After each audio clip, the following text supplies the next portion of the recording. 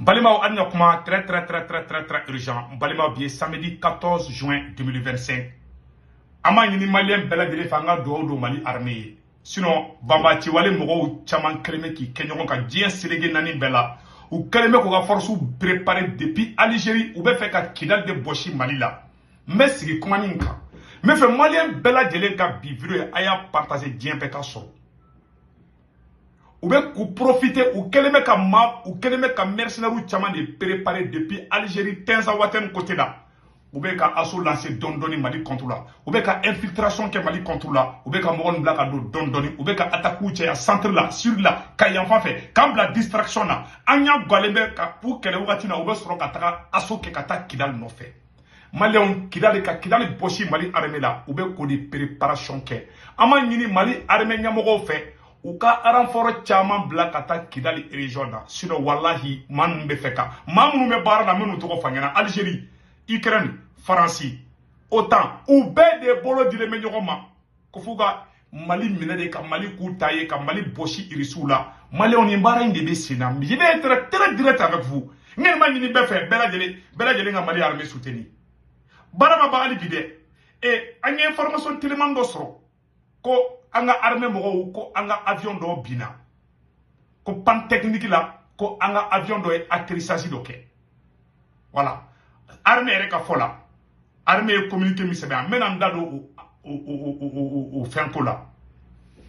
Mon diamant tarabla. Quand il tient un galop, à la de Boudon. Mais ne me moungani do. Dien européen, avion biseka, pan technique biseka, avion soro. Ali wati mina angu me seba la, mabama tiwale ma au contrôle là. Souvent, avion baby. Indien ga avion ma bien. Est-ce que fin yo sera? Ni Mali avion do atterrissage ke abise ka ke pan technique do ka fofla tuguni ne abe malien mu ngolo la ko Mali ga bini terroriste bolo ko parce que ko Assimi Goïta ngolo mandi ni Mali bina terroriste nunu bolo abay Mali ma na bina nunu bolo bina fa bina France de bolo nunu ye France ka mo de meka tien blé de fonyana comme Assimi ma ere ke mo yi ne te fa ali Assimi to ko foli manni. Mais on me soutenir angana foko Assimi mandaye kanga ato Maliga bine ma munumbo linga billahi na bina ko murgam ko dien be wuli ate wuli kanaka koloshitu me ka tie blende fonyana tie ere la angana arme deme tie ere la amoro mina bi na man kolosa me Kidal perdi de ne information sur armée nyamogo ba kalama ne Mali armée nyamogo do woli dogola ko effectivement ko lube information en kalama ne ga aradar do Mali armée kon no nyininga ko effectivement ko Algérie be la bena Algérie be fait ka Kidal minedi kadi baba ci wale mogoma me ka tie blé de fonyana namba nyesi yanga mbolo di nyoma anga armée deme ne ma fanga Assimi deme de parce qu'on fait farafina ni mɔgɔ min tɛ président la o jogoni bɛ farafin fana na kɔ ni mun tɛ fanga la o bɛ fɛ fɛn bɛɛ ka tiɲɛ an kana sɔn o fana ka kɛ dɛ an kana sɔn armée kɛni ka problème vraiment Assimi nɔ baba la ni ko k'i bɛ Assimi ta yɛrɛ fɔ ni mi kɔlɔsi i bɛ armée yɛrɛ tɔ la muruti o ne bɛ siran o yɔrɔ ɲa c'est pour ça ne bɛ réserver ne bɛ Assimi ka ko kolon caman kalama ne bɛ méfier a dɔw la ne tɛ sɔn ka dɔw fɔ parce que ne tɛ fɛ ko. Mais l'armée va avec Kalama, ou va avec Kalama, ou non, mais comment on va Kalama quoi? En réalité, ils sont au courant des bêtises de Assimi. Mais même mon foyer, voilà, bila, on veut faire Kidal Boshana, ou des barabes sénade. On veut faire Kidal Boshana. Bon, en avion, moubina. En y a mon manga, mais d'autres ragatara, Bamachi, ou les moros, photo bla, ou le en avion bi, et Wagner Minde, d'où ou lembe, anifien, tiro, foko, irisou, desera. Bon, au point nous, voilà. Un avion binem fleni a fin do anya débris do yi do be ka do ya blau ka paju sans fait Mali avion do bina voilà donc chama me kata Assimi jalaki oula ko Mali armée ko Mali avion bina ko Assimi Goïta ka foti nete son fenkele mo ko nganda lo ndoro mo lani tiana na Assimi kungolo mande o tien Assimi ka to Mali ko na mande o tien mais avion bina ko fana Assimi noyi ne bula nga ta don quoi ay Assimi armée détachée ga boy wala mbawdeli angana so jamana ngabi Politiciens ont une ATT là. En 2012, Mali est Kidali perdu, Mali est Gao perdu, Mali est Tomotou perdu. Politiciens d'Ode ni Mbaranke, ta ADT to fangala, ou tara ni français mon blobo partagé. En bedara la koy, en beroka tete et rébellion. A wakati, ibeka kelengele de nouveau ou kama ou d'ici gosini beka. Ibeka nous de campagne ke. Ani Oumar Maroko nous wolde campagne ke. Ko ATT main, ko ATT Mali armée Janfa. Ali China vidéo bende. Ali China vidéo. Ibeka nous da tenu sur la coup de taquet. 2012, ça c'est une vérité. Quand Surasso pousse Koubla, ATT la ATT gain. Ambe mon gani fanyana. Naman kolosi ambe wakati ni mkonana. Asimi kungolo manene me kodo fana kaf san kodo e. Asimi andodi quoi. Quel qu'en soit alpha, asimi andodi.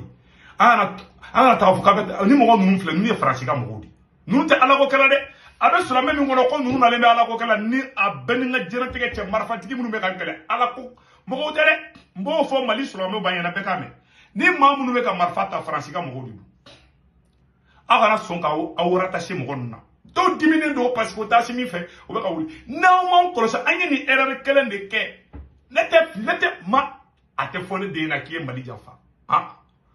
Ma fone mu ya ke bet la ka nimisa de. Na ko chena domina bella ya o chamati ta malla. Chama bolo kona sini ko kana sini bina koni jadisu ye fanga ta ko lu bi se ka ta malla. Ni jadisu ye ni mo gonni ya simi genga boy. Ni ya simi genga boy. Faut peut-être mo be français ka bara la disi ka ta malla de. Parce que nous ne français ka mo godi. Maka cheni fana. Faut mo be français fait. Mais mo te français fait ta. Ni man nous asimi genga bo fala do an chite ta malla bli. Allah ka soro ta malla sisa. Mais ni terrorisme ye fanga mina asimi na dongo do an chite ta malla an chi parce que ne te français fait et ta fait. Mo te français fait ni tarobi don kasula. O be français ka bara la, français ka mercenaire du tout. Be ka tien blé de fana. Dusu te manifli blaki yɛrɛ kɛlɛ ne bɛ ka tiɲɛ de ne ka ala ta de fɔ ɲɛna dɛ an ka asimi critiquer n'asimi mun kan ma bɛn asimi ye loi violer o ma bɛn asimi man ka sanduruda yɛrɛ ma o ma bɛn oui an sɔnn'o bɛɛ lajɛlen ma mais maa minnu filɛ ka marifa ta k'olu publicité kɛ an yɛrɛ ka jamana contre la ça ne se fait pas a y'a dabila n b'a conseil di bɛɛ ma a ye bɔ a jeu kɔnɔ mais asimi fana ka kow kɛcogo man ɲi hali n'i ko k'i b'a asimi dɛmɛ tu sais basa bɛ yɛlɛ mais turu tɛ yɛlɛ asimi dɛmɛ ka gɛlɛn. Sinon, politiciens nous ont combattu.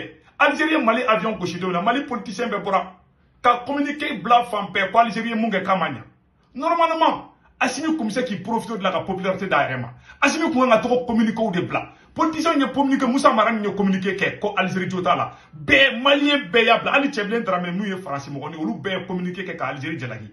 Assimi Gota, s'il était intelligent, Assimi Gota, communiquer de Takato, Bla, Ortemna, Ko, Kalan. Katla, Asimi Gota kelen kun bɛ se ka parti politique ni bɛɛ wele a ye faran kan jamana bɛ yɔrɔ min na a yɛrɛ ɲɛ bɛ situation na i bɛ se k'a to i b'i tɛrɛntɛrɛn i bɛ tɛrɛntɛrɛn i bɛ fɛ ka san 5 kɛ i k'o ko la mais a nanunen don nin ye lakalaka to daji bo d'an ka jamana kunna a tɛ foyi kalama il est limité c'est à dire que quelque chose de long terme ala m'o hakili di Asimi ma quelque chose de court terme c'est à dire que i jɔ n ka nin fɔ nin ka kɛ ni ye nin kɛ bi n bɛ nafa sɔrɔ sini Asimi t'a fɔ ko ni ye nin kɛ san 100 Mali b'a nafa sɔrɔ ale tɛ baara kɛ n'o ye quoi.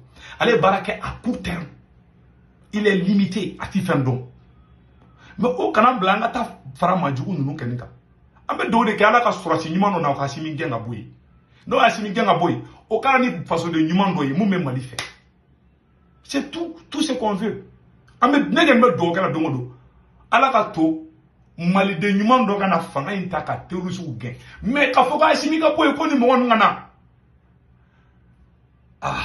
Ne kɛn t'o soutenir ne kɛn b'a dɔn ni sɔrɔsiw y'u ɲɛ tugun ko bɛ Asimi to an kunna ni maa jugu ninnu bɛna fanga minɛ Asimi Goyitala maliyɛn bɛɛ ɲɛna ne tɛ fɛ o de ka kɛ n t'a fɛ a ka kɛ bi n tɛ non i tɛ fɛ mun ka kɛ a n'o bɛ kɛ an ɲɛ b'a natɔla de fana na don o don o bɛ ka terrain gagner tout le monde voit ça donc o de kudu ka fɔ maliyɛnw ɲɛna n'an m'an kɔlɔsi n bɛ segin a kan an bɛ Kidali perdu an ka avion min binna ne t'a dɔn ni a gosira de ni panne technique don dɛ mais avion bɛ bin indien ka avion ma biya ma 241 passagers ni ma fili ma 200 ni ma 42 de kuma kɔnɔ ma kelen bɔra la ma 200 ni ma 41 o sara o kɛra indo est ce que mɔgɔ b'a fɔ ko bamaci wale mɔgɔw do kɛ donc an kana bi fɛn kɔnɔ mun ŋani mene bolo ka fɔ mali ɲɛna o de ye nin ye ala ka hakili ɲuman d'an bɛɛ lajɛlen ma ala ka barika don mali la donc malien minnu bɛ faransi italie espagne angleterre amérique kanda ka wari ci nɔgɔ la a bɛ senwave application télécharger ka téléphone kɔnɔna na senwave application photo filɛ nin n'a senwave application télécharger a bɛ ne segu tɔgɔ la ka code promo don urgent n'a urgent don 10 € bɛ na o y'a yɛrɛ ta ye o kɔfɛ a b'a ka banque information bɛ don a ka senwave application kɔnɔna na aw somɔgɔw bɛ mali la sénégal côte d'ivoire cameroun a b'olu ka orange numéro enregistré ka téléphone n'u tɔgɔ m'u ka carte kan n'a wari ci o b'a sɔrɔ orange money la sur place wari ciko fɔlɔ tɛ dɔrɔmɛ 1 sara wari ciko filanan sabanan bada 1,99 € c'est 2 € 200 dɔrɔn senwave la solution n kanu bɛ mɔgɔ la bɛɛ lajɛlen ka senwave application télécharger a ka ne ka code promo don o de kun don aw kan bɛn ciao ciao